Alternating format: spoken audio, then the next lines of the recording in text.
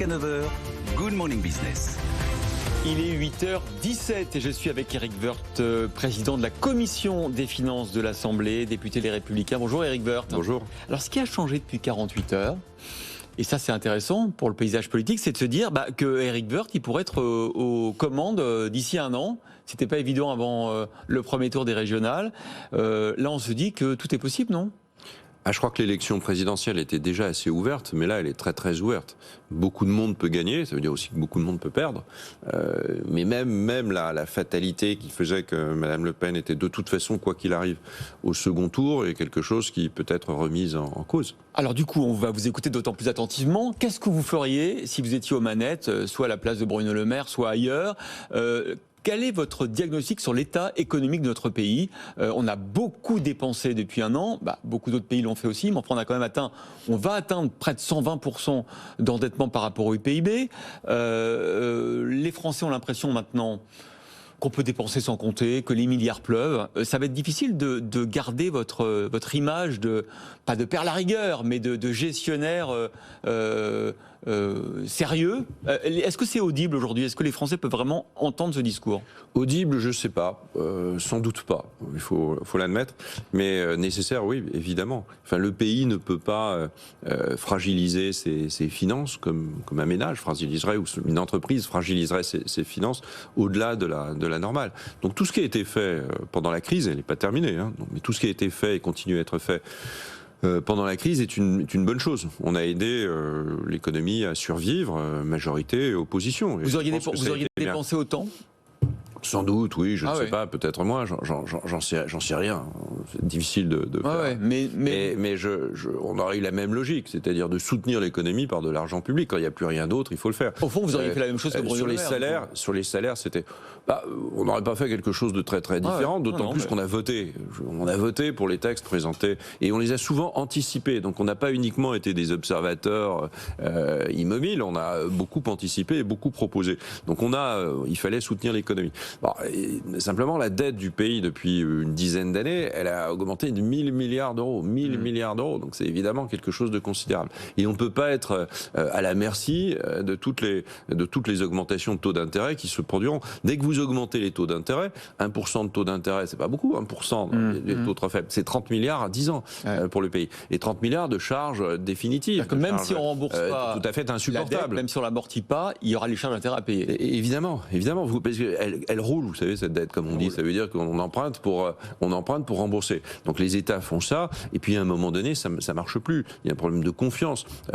Tout ça est très très important. Ça veut dire que il faut lancer des signes. Même dans cette période-là, il faut que le gouvernement il lance des signes pour dire que les finances du pays, c'est quand même aussi la souveraineté du pays. Qu'on ait une souveraineté industrielle, qu'on ait une souveraineté militaire, qu'on ait une souveraineté économique, tout ça, bien sûr. Mais on doit avoir aussi une souveraineté financière, sans quoi il se passe rien. Et la souveraineté financière, c'est la réduction des dépenses. Je vais vous dire que la question, c'est pas un problème de recettes, c'est même pas tellement un problème de dette, puisqu'on la constate, c'est d'abord un problème de dépenses. Par exemple, très concrètement, Éric Woerth, la Cour des comptes, elle dit la même chose que vous. Elle dit il faudrait au moins, pour stabiliser en 2027, baisser la dépense de 8 milliards d'euros par an, en plus de ce qui est prévu.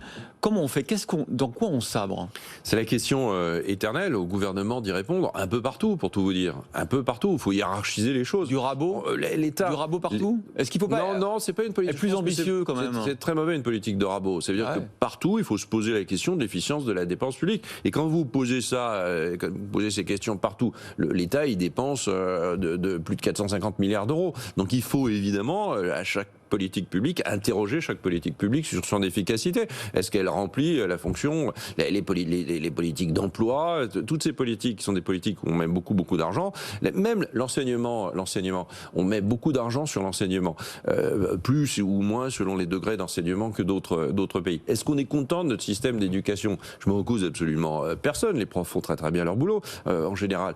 Mais on s'aperçoit qu'on n'est pas les mieux classés dans ce domaine-là. Notre système de formation professionnelle générationnel? Est-ce que les Français sont bien formés à évoluer? L'économie évolue, le monde évolue, la société évolue. On a besoin de gens qui transforment leurs propres compétences. Ça n'existe pas. 20 ou 30 ans qu'on dit la même chose. Mais oui, mais si on le faisait. Je vais vous dire, ce qui serait original, c'est pas de redire les choses. Ce qui serait original, ce serait de le faire. Oui, mais est-ce qu'il ne faut pas justement être un peu plus ambitieux, se dire, ce qu'avait fait à un moment donné Macron, mais il ne l'a pas fait sur les retraites, de dire il faut une réforme systémique pour changer les paradigmes économiques. Mais non, ça c'est la poudre aux yeux, c'est du truc qui... Non, pas du tout, d'ailleurs ça marche pas. Il n'y a pas des réformes d'intellectuels et puis des réformes de rustres, de gens qui connaissent rien. Il y a des réformes efficaces ou pas. Donc sur les retraites, vous feriez du brutal, c'est-à-dire vous feriez des trimestres de cotisation. Mais on ferait ce qu'ont fait les autres pays, on ferait quelque chose qui marche, qui fonctionne. Vous porteriez l'âge de la retraite à 64 ans, 65 ans. Oui, bien sûr. Et des réformes compréhensibles. Vous ne pouvez pas avoir des réformes incompréhensibles. Si vous dites aux gens que vous voulez de la proximité, que vous voulez leur parler des circuits courts dans tous les sens, une écoute, et en même temps vous avez des réformes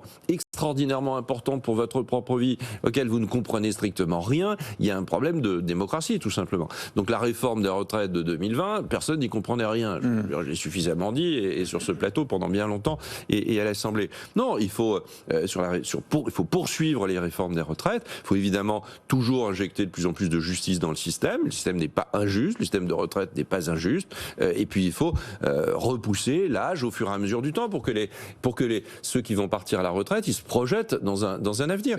Et ça, c'est bien normal. Tous les pays l'ont fait. Nous l'avons fait en 2010 en augmentant de 2 ans l'âge de la retraite. Il faut poursuivre ça. Il faut des signaux, je vais vous dire. Le gouvernement, il doit aujourd'hui... Il l'a fait dans le domaine de la relance et il l'a fait dans le domaine de l'urgence. Il doit donner des signaux à peu près clairs qu'il a bien compris qu'il y avait un problème de finances publiques. Écoutez, les retraites, on va donner un signal très clair, Éric Woerth. C'est facile, hein, on connaît l'évolution de la population à la retraite des 20 ou 30 prochaines années. Si on fait trimestre après trimestre, si on augmente l'âge de départ à la retraite, on va aller jusqu'où? C'est quoi, à un moment donné, où on va dire c'est bon, stop, on a l'équilibre? C'est 67 ans, 68 ans? C'est quoi la limite? Le jour où on vivra 100 ans, vous ne resterez pas 40 ans à la retraite, parce que ça veut dire que les jeunes, ils payent pour vous. C'est-à-dire que tous ceux qui sont actifs, ils payent pour vous. Ça, c'est juste pas possible. Ils ont suffisamment de charges. Donc, vous devez continuer à travailler le temps qu'il faudra en fonction de l'espérance de vie. Enfin, c'est un truc assez simple. Ça devrait même être automatique, je vais vous dire. Il ne devrait même pas y avoir de débat politique là-dessus. Et puis, évidemment, alors ça veut dire quand même... Un an d'espérance de vie en plus, c'est 3 trimestres de plus. C'est la moitié consacrée à travailler plus et l'autre moitié à rester en retraite. Ça peut être quelque chose de cette nature. La plupart des autres pays sont entre 64, 65, 66, 67. Évidemment, la France, elle doit se dire que on doit passer à 63, 64 en décalant un trimestre ou un quadrimestre tous les ans. Mais à côté de cela, il faut mieux redéfinir la pénibilité. Il faut mieux redéfinir comment on travaille à 40 ans, à 20 ans, à 60 ans, à 65 ans. On ne travaille pas de la même manière. Et donc, il faut que les choses évoluent. Il faut aussi que les retraités, ils participent à la croissance du pays. Ils sont pas là pour rien faire. Ils gardent les enfants, ils sont dans les associations, ils ont un rôle social extrêmement important. Et ben, je trouve que sur les 1000 premiers euros de la retraite, les 1000 premiers euros de la retraite, on devrait pouvoir l'indexer sur les salaires. C'est-à-dire qu'ils aient aussi le fruit de la croissance et de la création de richesse dans leur propre pension et qu'elles ne soient pas uniquement gelées sur l'inflation.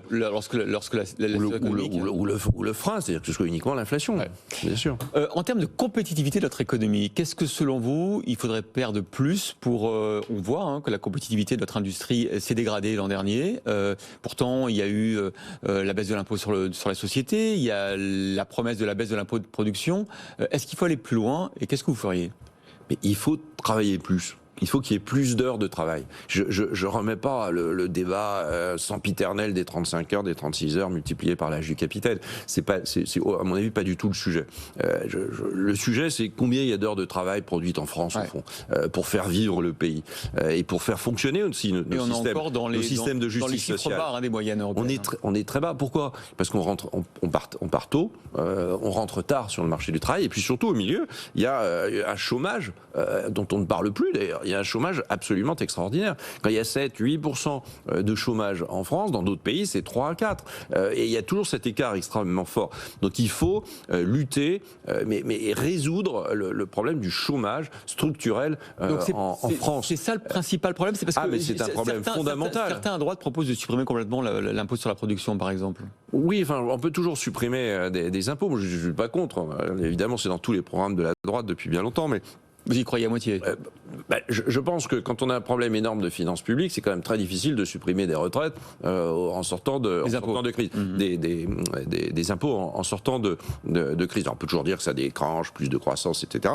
Mais enfin, c'est pas si clair que ça. Il faut continuer. Le gouvernement a fait 10 milliards sur les impôts de production. Il faut continuer à le faire. Sauf que derrière, vous avez toute la fiscalité locale. Et j'ai jamais entendu quelqu'un proposer une réforme solide de la fiscalité locale. Donc, il faut faire très attention à cela. C'est vrai qu'il faut supprimer au fur et à mesure les impôts de production. Mais il faut surtout travailler plus. Et puis, il faut investir dans les entreprises. C'est-à-dire qu'il faut, par exemple, en sortant de crise, faire en sorte qu'on renforce le capital des entreprises. Alors, que tous ces prêts qu'on a donnés, qu'on a fait, et les entreprises ressortent très endettées de la crise. Il faut tenter, il faut qu'il y ait un maximum de mécanismes, je vais vous dire, qui aident à transformer tout ça en fonds propres, en prêts participatifs, si vous voulez. Ça marche pas du tout, les prêts participatifs. Alors, oui, mais ça marche pas parce que les instruments sont mauvais. Mais il faut que les entreprises aient plus de visibilité et donc de capitaux pour investir demain. On parle beaucoup ici la robotisation de l'économie française, l'industrie, la souveraineté, notre industrie, il faut évidemment la défendre. Sur les fonds propres, c'est un problème important. Comment on fait pour que les Français aient plus le goût du risque, investissent plus dans les entreprises plutôt que dans des